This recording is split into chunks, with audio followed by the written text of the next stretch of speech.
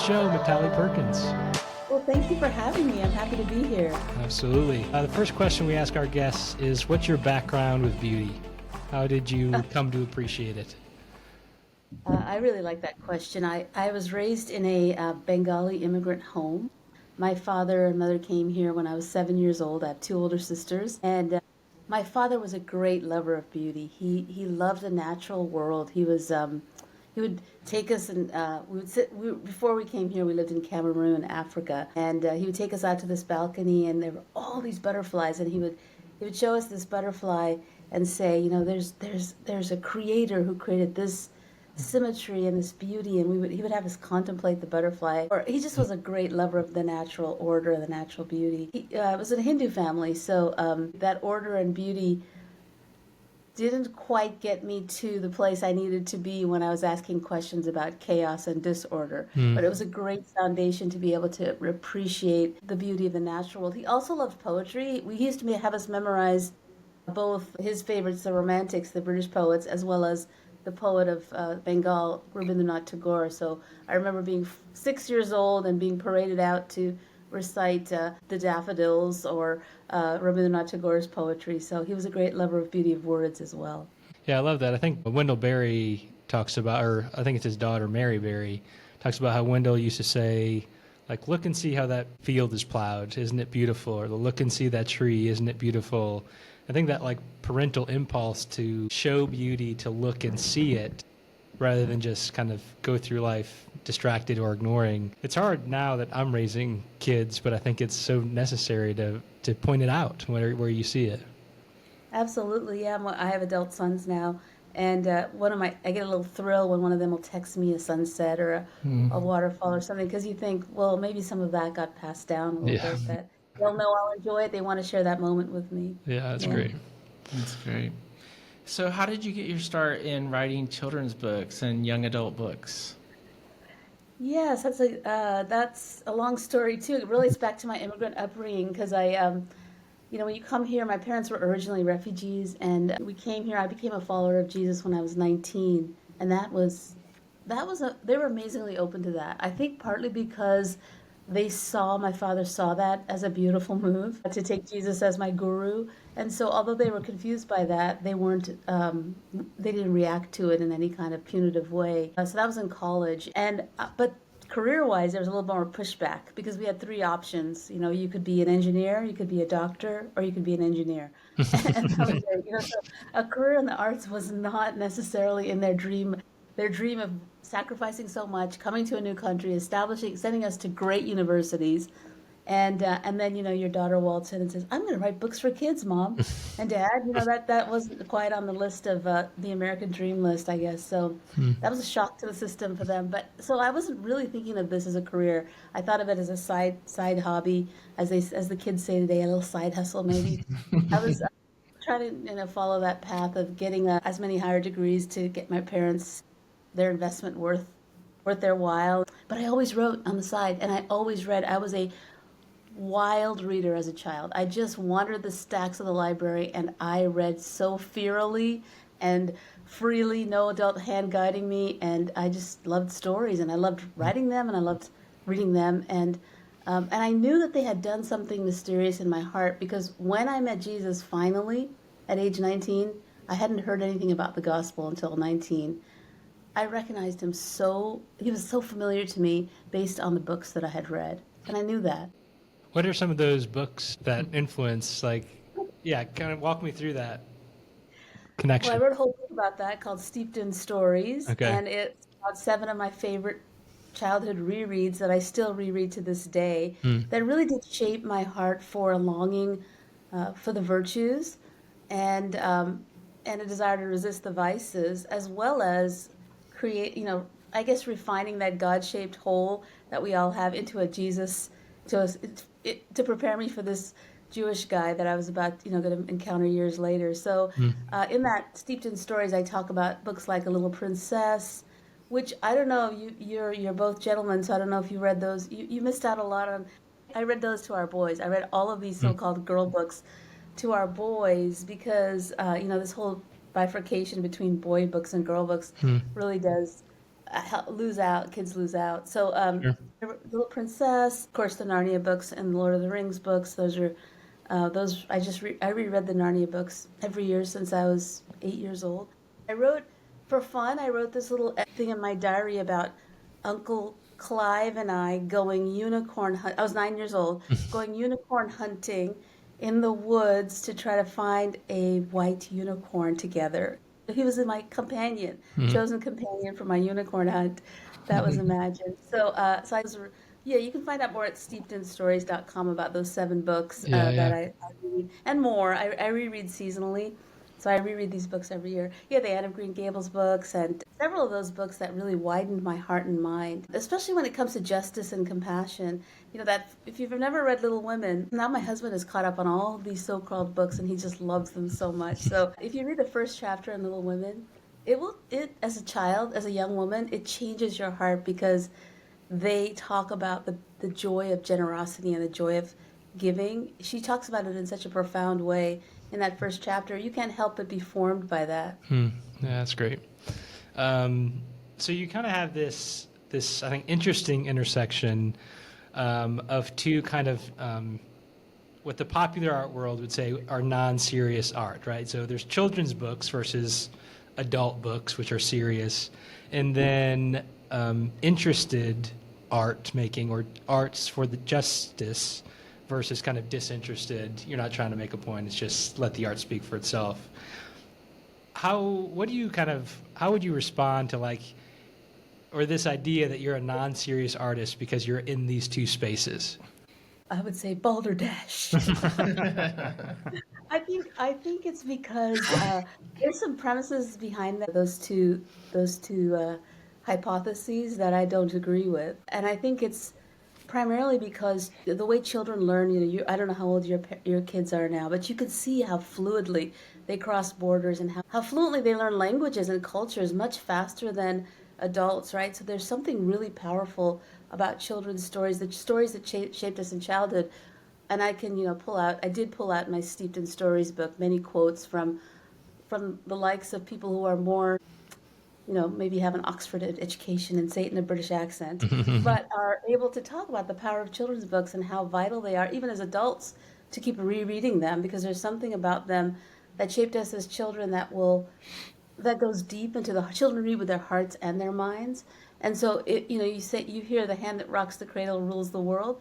I would say the hand that tells the heart and mind that tells the stories to children really does shape the next generation in a profound way. So I think it's a very powerful media. You both can probably remember books that you read as a child that you really, when you'd reread it and you'd see that how much it affected you. I don't know if either of you have a title that you can think of that pops in your mind that you loved as a child that was formative to you.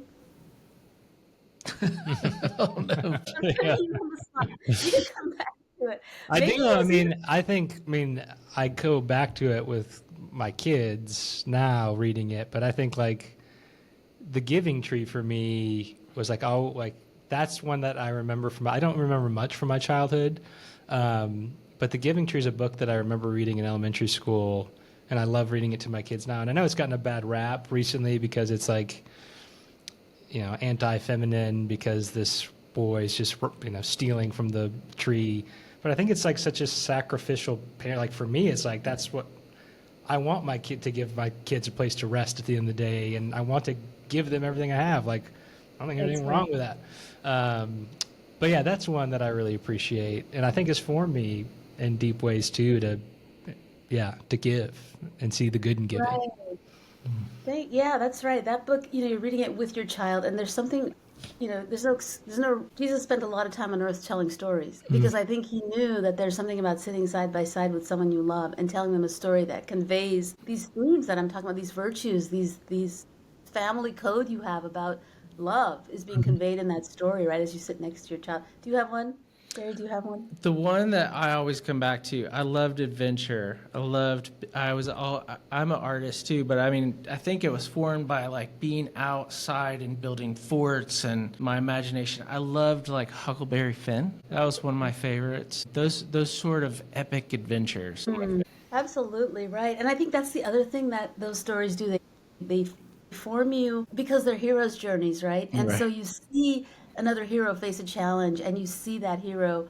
It's that classic story structure, the darkest moment, the call to adventure. And something in us resonates with the fact that we too are on a hero's journey, that we too have a call to adventure, right? And that darkest moment, the all is lost moment, doesn't have the last word in our lives. So in that sense, they strengthen us, they strengthen our souls. And that's deep work. That's powerful work. If that happens as a child, it's like learning that language, that French, when you're 8 versus the French when you're my age, where your accent, everyone knows that you're not French till you die, right? But for the child, they can learn it in such a way that it becomes entrenched in their very bones and their tongue and so that's powerful work, right? In answer to your question. And I think that other idea about art being for justice, I feel like that's got its own misunderstanding. If you think about writers like D.H. Lawrence that says every single story has a message. There's no separating a story from an agenda. You might think you're creating your art and it's completely agenda free. It's all about beauty, but it's going to come from the heart of an artist. And within the heart of an artist, there's a philosophy. There's a belief system in every one of us that will be conveyed in our art, whether we're doing it through our head or through that sort of subtext that's under the waterline of our conscious mind. It's going to come through. And so to say that art is separated from message is really another fallacy. So I think this idea that high art doesn't have a message is false. I think all art of every sort, because it comes from the heart of an artist, will convey some sort of a message. And I guess the key is to balance that from being heavy-handed. Children's books too. If you're going to be heavy-handed with you should give to the poor, said Louisa May Alcott. A child feels that pointed finger just like we do, and there's no way the artist needs to step aside and let the story or whatever the art convey that with the giving tree. If at one point there's this adult voice that says, you should sacrifice if you love, you feel that, and that's very heavy-handed. So I do balancing the fact that every story or every piece of art has a message, to balance that with really liberating the story so that you're leaving room for the reader. Sometimes they'll take things from the story or a piece of art. I don't know what kind of art you make, but the recipient of the art must have room to take whatever they want out of that piece of art. That's the beauty, that's the mystery of it, right? It belongs both to the creative and to the recipient. And there's room there for a difference in the way that the story is interpreted, which is really the marvel of it. I love that part of it, the freedom the recipient has to take a message out of a story that you had no idea, that you didn't even think about putting that particular theme in it. She's talking our language. That's right. Yeah, I love it. We talk. Kind of one of the impetuses for this podcast is this: that we wrote a book called The Artistic Vision: Cultivating a Sacramental Imagination for Artistic Practice. And so that idea of sacrament is something that you participate in, and there's meaning in it, but you are also, the participant is gleaning meaning from it in their participation of it. And I think like good art, like you're saying, invites that space of the artist has an intention, but the participant, if it's good, if it's open enough art or mysterious enough, the participant has kind of agency to get something out of it as well. And so I think Gary talks about that with he's a painter. And so he talks about like painting something for a purpose or with his own kind of message of what he wanted to display. And then somebody coming up and say, I love how you did that. That kind of communicated this to me. And he thought, I didn't do that. But, and I think about that with like even sermons, right? Like sometimes people come with sermon after I preach a sermon, like, I love when you said that. That just spoke to me. And I'm like, I don't think I said that, but great, praise God. Yeah, such a mystery, right? That the work itself has a life of its own. Madeline L'Engle, who wrote A Wrinkle in Time, talks about the artist sort of enfleshing the work, the way that Mary did with Jesus, and letting it come to fruition, and then really releasing it at the end of that incubation process, which is the creative time, right? And then it takes on flesh of its own. It becomes an embodied form, right, in its own way, the way that Jesus was. Yeah, that's great. Yeah, I'm interested to kind of hear you talk about your own creative process. Do you write a story and find that it has a message? Do you kind of have a message that you're trying to enflesh? How do stories come to you as you're creating? They always start with a character for me. I think characters are pretty easy for me. I really enjoy my characters and I sit with them for a while. And then it's the classic story, what changes, what is the call to adventure in that character's life. I just came out with this book, Golden Necklace, and I knew I wanted to write about tea, but I didn't know anything about theme or anything. It started out as a short story. It ended up as a short mystery for children, and I wasn't really sure about the theme or the message. And that's the beauty of it. When you're making it, all of a sudden you realize that there's this dynamic between your what's under the waterline and also things that the story is trying to tell you, right? The story tells you things that you think it's not just a mystery. It's about the love of a girl for her brother and how suspicion, you know, I've been thinking a lot about suspicion as defined by Aquinas as a vice, and how, you balance that. I just wanted to really explore the idea of being a suspect. And so a mystery seemed like a natural form, and her brother is suspected of stealing gold, and she loves her brother deeply. So does she lean into trust for him, or does she join in the chorus of suspicion? I didn't know the book was going to be about that, but that was something I was exploring in my Christian life, right? The idea of when suspicion is, when discerning when it's something of the Holy Spirit, or if it's something you should resist. So that whole thing, and I didn't intend that to be about that, and then there's that other theme that I love so much. This little detective, she's a daughter of a Nepali tea plucker, and she's bound to set her brother free from suspicion.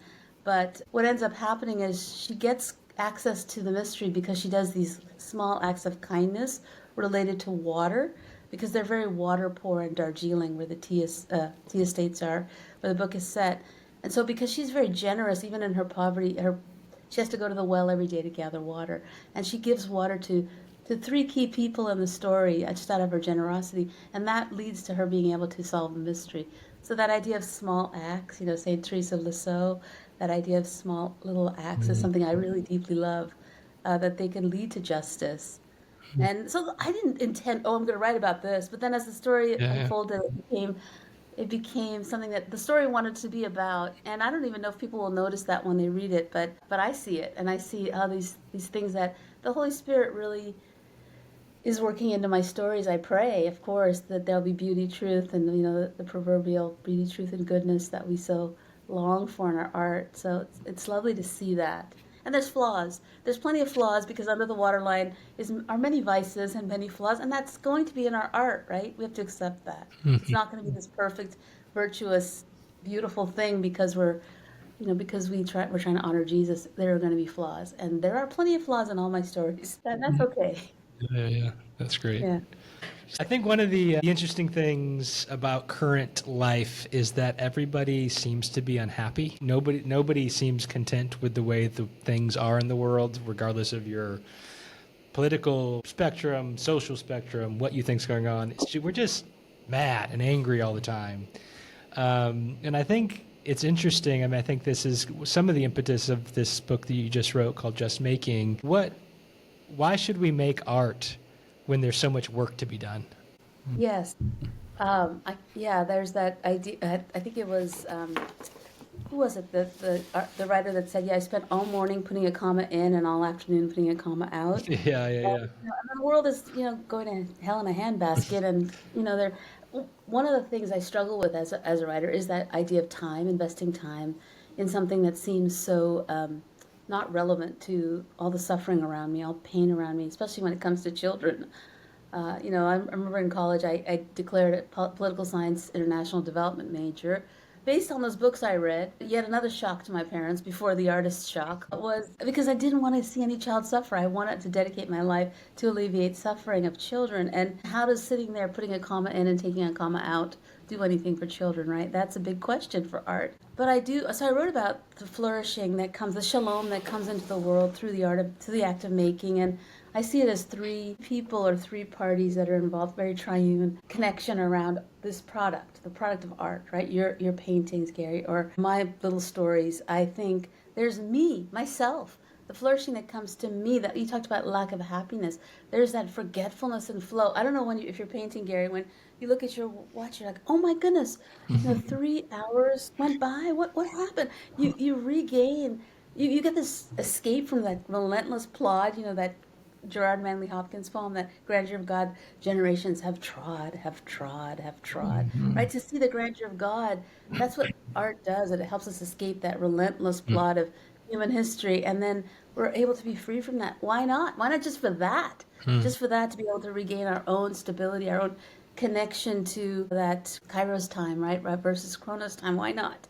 So the flourishing for ourselves, that expression of our emotion, the way that women quilt. They talk a lot about women in this book, women who have been marginalized for many years, women makers, and how when they quilt, there's this rhythmic quilting, there's this communal gathering, there's the sharing of stories around a quilt. It's like therapy when you don't have money for therapy or access, right? So much that it gives to the maker. And then, of course, we've just talked about the recipient, right? The recipient can do whatever they want. So when you contemplate a piece of art, it sees you, right? And you are seen in that human experience of your own suffering or your own joy. And so, of course, it gives that, and I expand more on that idea of what the recipient receives when it comes to shalom. But then, of course, there's the hope that the wider community will be transformed, right? Damon of Athens misattributed, I don't know who originally said this quote, but he said, supposedly, give me the songs of a nation and you can keep its laws, right? The idea that there's that formation that happens culturally with the stories of a country or the art of a country, right? And so, yes, you want to participate in that. You want to transform your society so that it is more just, more, and have, resonate with the beautiful virtues that we all love. But so you hope for that, right? You hope for the wider community being affected by your art. And so then you set aside, I guess it's that connection. I think one of the practices, I talk about 10 practices that have helped me keep making. I've been writing for this is my 24th book. I've been rejected by every traditional publisher on the planet. I have received so many rejection letters. I can't even tell you. My second book was rejected. My first book was pretty easy. It was a contest. My second book was rejected by 22 different publishers who had asked for a revision. And then rejected the book. And it was 12 years between my first novel and my second novel. And so during that time, I was, getting that desire to create, to connect my stories to children was being refined. I was getting better at my craft. And so then I've done this for so many years. And I'm not very well known, but that's not the reason I write. But I think it's the reason I wrote this book, Just Making, is because I'm still here. I'm still making. I'm still somehow able to keep generating stories for children. And I feel like that in and of itself is resistance, right? Yeah. Because it's an overwhelming act when you're trying to create something. There's always pushback. There's pushback from the markets that tell you, yeah, it's not very good. We don't want it. And there's push. So then how do you get your art to the recipient if the market's saying, it's not good enough for us? We are, we're highbrow. We don't want to, this is not of the quality in our gallery, and so how do you, it's external pushback that tells you you're not good enough. And then there's internal pushback, right? All the vices and all the envy and all the vainglory and all the sloth and all the pride and everything that you can't, and anger, right? Anger. You talked about anger being part of how we're all feeling. There's nothing like those vices that will squelch art.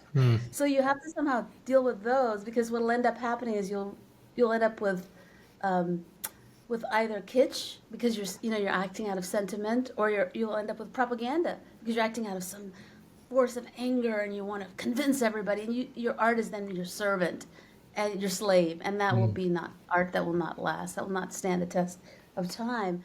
So how do you then keep making? So I have 10 practices that I share with artists, and some of them are pretty simple, but I would say for you, I would say in this time, in this moment, for artists, I would say to sort of cross borders in real life.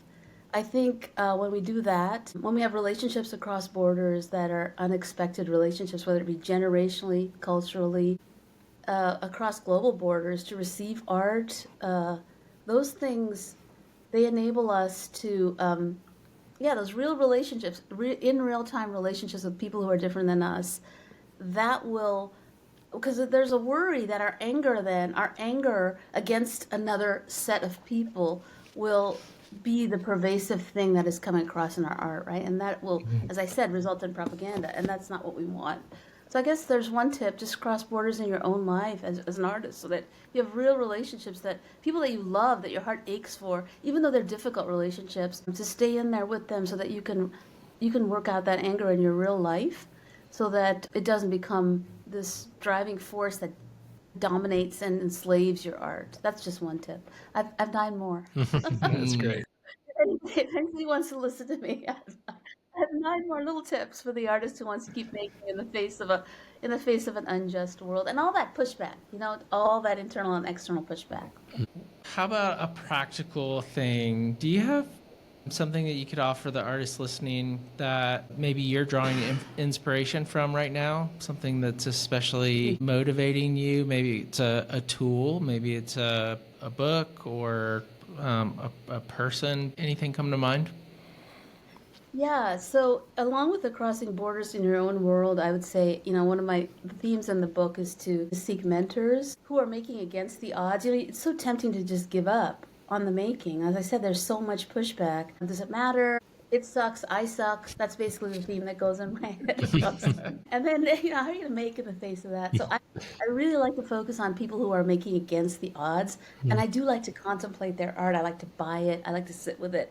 So like there's the Indiegogo women in Cameroon who take, they're living so far from the market. There's no hope really that what they're doing with their time, they're struggling, to put food on the table for their kids, but they're taking time to mix manure with different spices, and so they have colored mud, colored material to plaster on their outside of their thatched homes. If you look it up, or I have some of the pictures of this on my website, justmakingguide.com, and you see these incredible patterns they create on the outside of their thatched huts out in the boonies of Cameroon that they didn't think anyone would see or anyone would appreciate, but they just take the time to make it. And so when you contemplate the beauty of that house, exterior of those houses, and they're making, and it sort of encourages your heart to keep going. Or Monet, whose water lilies paintings came when he was losing his vision, and they received horrible criticism in his day. They were just denigrated by the critics, the art critics. And of course now, they're on every little stationary greeting card and everything that we love so much, these Monet watercolors. But he made those when he was losing his vision and when he was receiving really out of proportion criticism for the loss of his art. So he kept making. I have a friend who's 91. She's a lifelong painter, and she too has lost most of her vision. She loved to paint realistic paintings, oils. Well, she's lost her vision, most of it, but she could still see color. So when I saw her, and she was in a time of grief. She had lost some beloved members of her family. I visited her, and she was outside in her garden, and she had this huge canvas, and she was just pouring acrylic color across these canvases, and this incredible pattern that was so joyful. It just was beautiful what she was making, and I thought it just sparkled with joy, and her face was full of joy.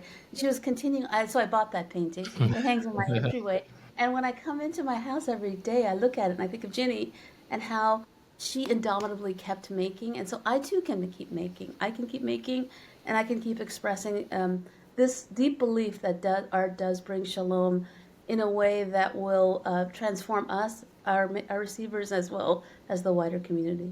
I love that. My son's name's Jude, and I didn't know that St. Jude was the patron saint of lost causes. But now that I love it, because I think I think artists especially, you can feel like, man, this is just a lost cause. My writing, my painting, my poetry, it's a lost cause. But to look at that and say it's still worth doing because it's good for me and for the world, I think is just a beautiful vision. Also in Just Making, you list vices. You talked about them already, about the things that kind of obstacles to creation. But I'm curious, is there a vice that you struggle with in your own creating that you got to overcome? And what do you do to overcome that? Well, yes, thank you for that question. Which one do you want me to talk about? I can talk about pride. I can talk about vainglory. I can talk about envy. Let's talk about envy. I can talk about sloth, which is besetting for me. I don't know. I'm tired from traveling, and I'm under deadline, and I'm playing with AI to generate images that are foolish. I'm wasting time, right? And I know that's such a besetting sin. But when it comes to envy, it's really it will suck the goodness out of your stories and your art, because envy is that idea that why her, it's the one that drives you to check your sales rankings on Amazon, right? So I love the practice of, it was first established by John Climactus back in the early part of the first century. This idea of moments of mortification that do help shape us if we can embrace them. And they will come up in your art. And so one of my practices is to embrace moments of mortification. I've got, darker skin, so I don't blush, but my cheeks get hot. And so that's a sign for me that this is a moment of mortification in my career. And John F. Climactus gives us advice to stay in the moment. And there's always something an act that if you ask God, God will give you an act to do usually with your body. So this is a practice I've tried to bring in. And I'll just give you one quick example. My third book came out. As I told you, my second book was rejected horrendously.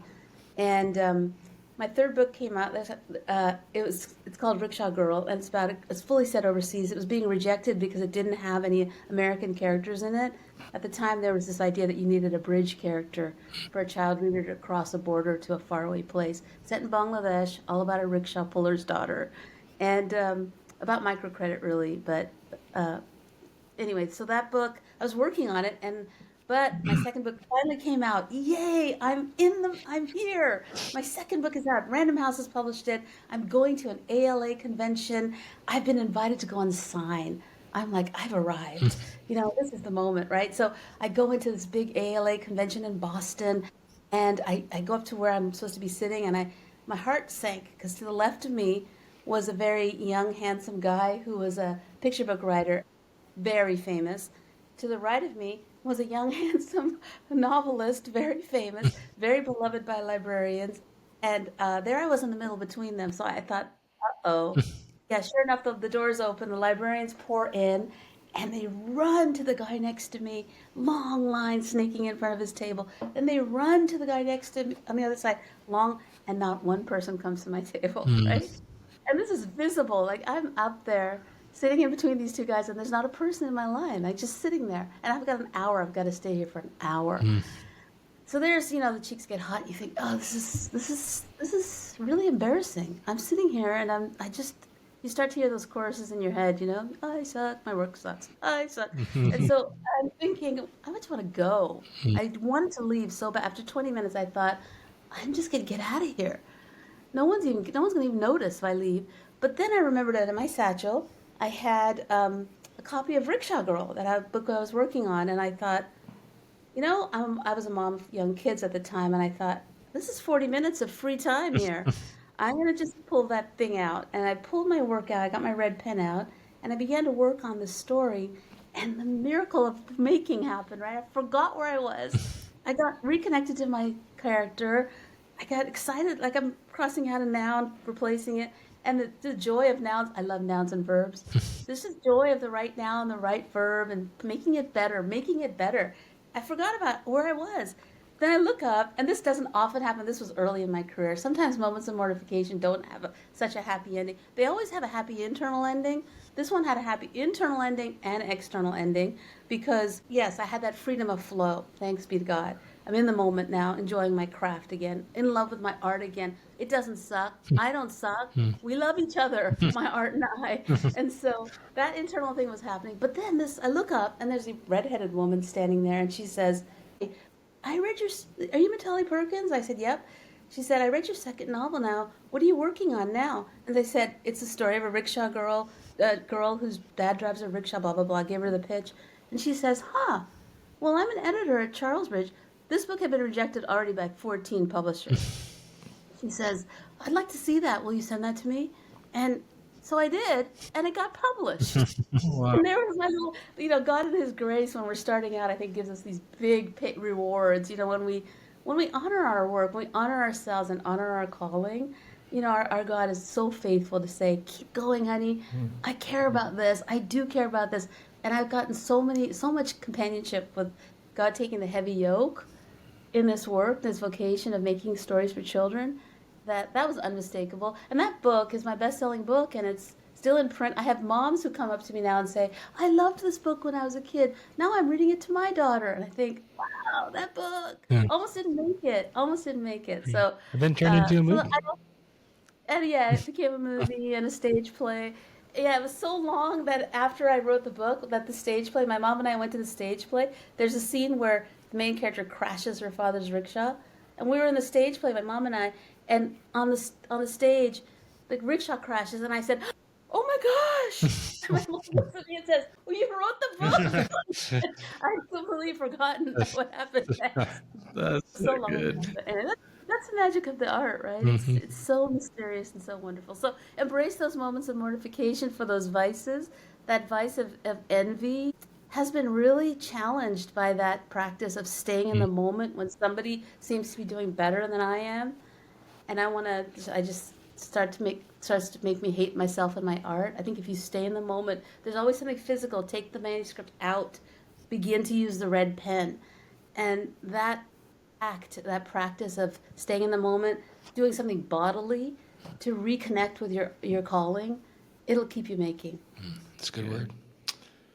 Are we ready for a last word? I think so. Okay. I want to keep talking, but respect your time. Last question. The last word is yours, actually. You get to, what would you say to artists? A word of encouragement or challenge?